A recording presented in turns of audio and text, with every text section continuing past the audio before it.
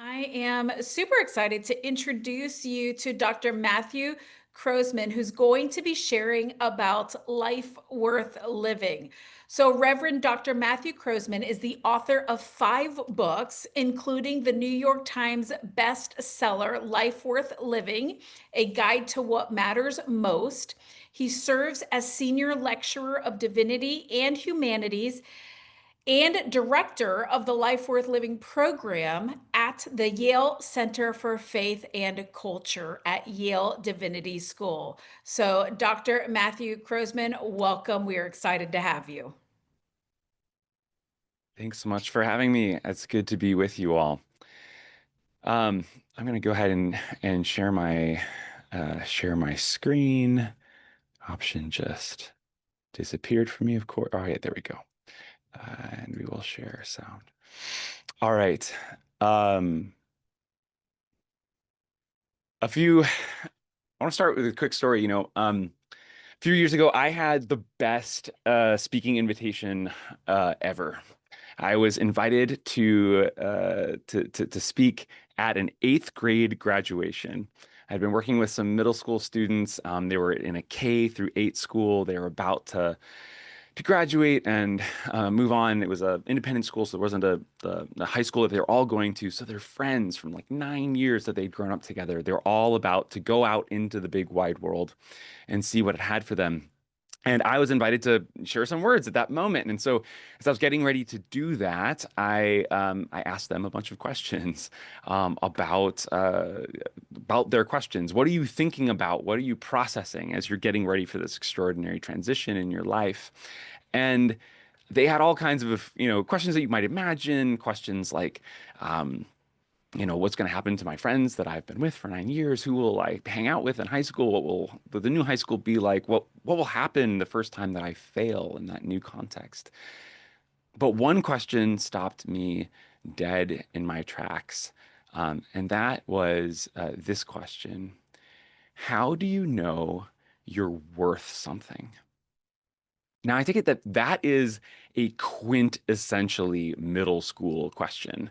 But it's also not just a middle school question.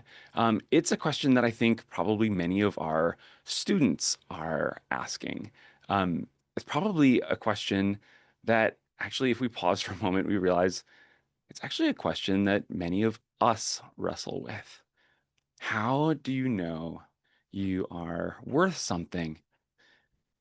That word worth is a dangerous word. We have dared to place it at the center of our work in the Life Worth Living program, um, our undergraduate teaching program, in which we equip students for the lifelong process of discerning the shape of the good life through encounter with many of the world's religious and philosophical and cultural traditions. We are very much in that pluralistic context in which we want to take up themes of faith, but we know we need to do that in a way that invites everyone, whether they are a person of faith or not, to enter into the conversation. So for us, the conversation about faith is fundamentally a conversation about life's big questions. And we're inviting all of our students, when we invite them into these conversations, to ask, what sort of lives are worthy of our shared humanity? And if you go to our website, you'll see an animation describing what we're about. We're about life worth living. We're about questions worth asking. We're about stories worth telling, about education worth loving, about truth worth pursuing. And in each one of them, there's that word, worth. That word, worth. And to be clear, when we're asking about what makes life most worth living, we're not asking about whether life is worth living, nor are we, God help us, talking about which lives are or are not worth living. The whole question for me becomes meaningful only when we tackle this question upon the foundation of a deep conviction that every human life is worth living. When we ask about life worth living, we're asking, in what does the worthiness of our shared humanity consist? What is its shape? How can we lean into it rather than away from it? What would it look like to live lives worthy of the astonishing worth of our shared humanity, our being, whatever it is that we share together? How do we think about that worth?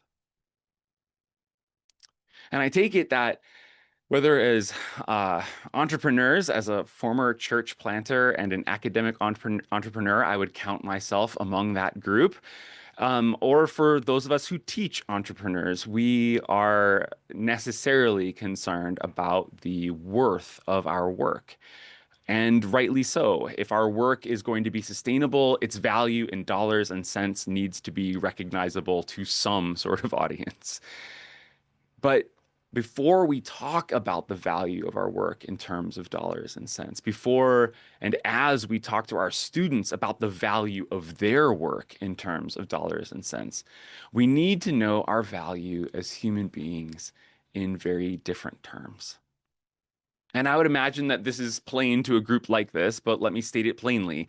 In theological or philosophical terms, your value is incommensurate with that of anything that can be valued in dollars.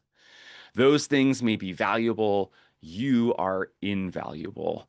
The things that your students do may be valuable, but they are themselves invaluable, valuable beyond measure. And my hunch is that all of us know that. I think our students, I hope our students somewhere know that, though it may be our immense privilege and responsibility to tell them that. My question for most of us is actually not just whether we know that, but whether we know that we know that we know that, right? How deep has that knowledge gone? Our work is an expression of who we are, but it can't be the sole validator of our worth. When we slip into relying on our work to define our value, we can end up stuck because work alone simply cannot bear the weight of defining our identity and worth.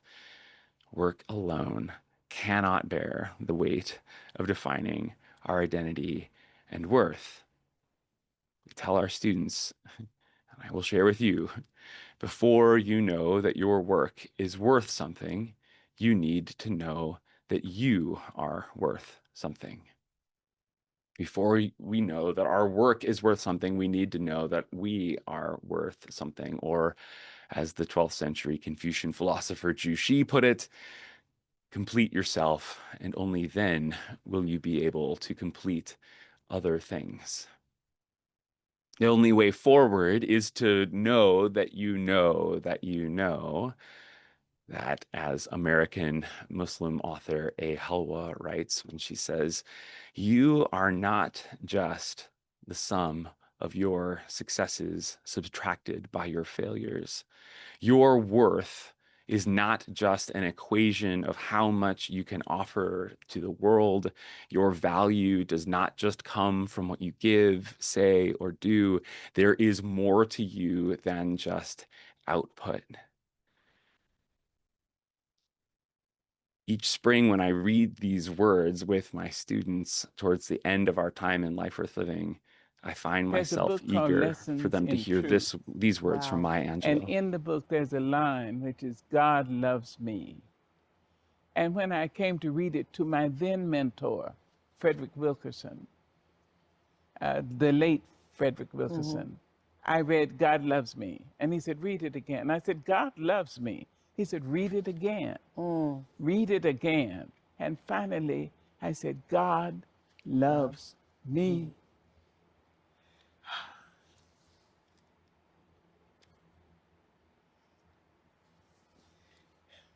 It still humbles me that this force, which made leaves and fleas and stars and rivers and you, loves me, Maya Angelou. It's amazing. I can do anything and do it well. Any good thing, I can do it. That's why I am who I am. Yes, because God loves me and I'm amazed at it and grateful for it.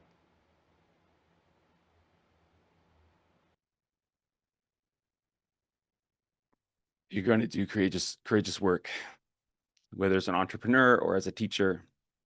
The stakes of your work can't include your value as a human being or your worth as a person. If we're going to do courageous work, then the stakes of our work can't include our value as a human being or our worth as a person. And every semester, every year, I see students who come my way who don't know that. In fact, for many of them, the college admissions process convinced them of the exact opposite.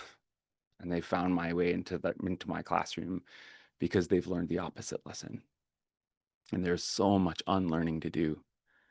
Now, of course, that's not to say that some of our work isn't personal, isn't tied to who we are, that we aren't deeply invested in it. But if the stakes of our project include our worth or our value, then we would be right not to dare too much. In that case, we would be right to shrink back. It would be too risky to try something new. And when we see our students afraid to try something new, often I think it's because they have made a mistake about their worth, but then they are rightly concluding that given the stakes of their work, their work are invested in their worth and their value, it's just not safe to try and to risk. But if you know that you know that you know that you are loved, that you are held, that you are guided, then you can dare to do all sorts of things. As the poet that we just heard, Maya said, I can do anything and do it well. Any good thing, I can do it. Anyway, I hope that's just a small encouragement from your friends at the Life Worth Living program at Yale. If you're interested in going deeper with these questions, yeah, we've written a book. I hope you'll check it out. I hope you'll visit us at our website. It's full of all sorts of food for thought and provocations for reflection on life's big questions, drawn from all kinds of different voices, some religious, some non-religious. Again, that's the context when we work in. We're drawing from all kinds of different places. Um, and if you're a faculty member designing courses that help students ask life's big questions, I imagine there are many of you here, we're offering fellowships right now to support you as you do that important work. More info on that on our website. I'd love to see some proposals from folks that are in this community for courses that you'd love to teach or redesign or tweak in really important ways at your institution. Mm. We can pause for some conversation. Great. Thank you so much. Listen, I was not planning on getting teary-eyed there, Matt. So thank you for sharing that. That was truly impactful. And what a great reminder for us. I do have a question for you. And this is kind of a big, broad question, but how do we get students to know at a deep level that they are worth something as they are trying to live out their entrepreneurial calling, their entrepreneurial purpose? Like, do you have some tips, advice around that? I know that's a big question there. Yeah. I mean, for me, so I'm trained as a theologian. I mean, I just go straight at it, right? I mean, I think we just need to ask those fundamental questions. I'm actually part of an arts accelerator right now at our university, working with community members and artists across the state of Connecticut. And we're just unapologetic about it. I mean, we have folks in that accelerator who are doing all the good, help them write business plans, help them think about finances. But we also have sessions where we are just we spent 90 minutes in the material that I just, briefly presented to you, right? And we talked about different sources of like, how do we know where our worth comes from? Who are the people? We literally like heard from, on video from Mr. Rogers, like asking like, who are the people who have loved you into life, right? How do we help students or entrepreneurs like identify those sources for themselves? I think we have an opportunity, maybe even a responsibility to just go right at that. Open, of course, to what those answers might be. Those answers won't always be religious or faith-based, but it's important just to invite people to articulate those answers for themselves. Absolutely. Creating a space where they can actually think through those questions because most of the time, probably don't think through those questions. So, love that. Great. Thank you so much for being with us today. Thank you.